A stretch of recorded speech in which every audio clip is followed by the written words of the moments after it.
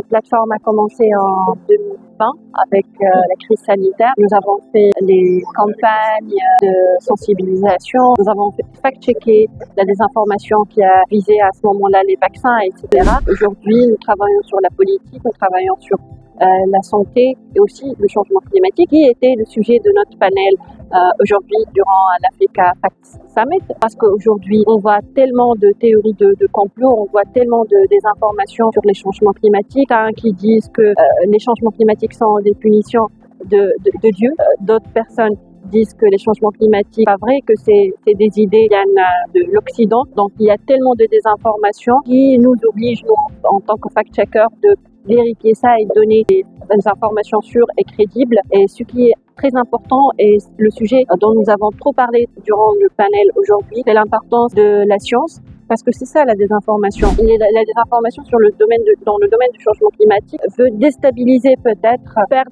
confiance dans la science. Donc c'est notre rôle en tant que fact-checker d'avoir cette confiance dans la science, dans les recherches scientifiques surtout.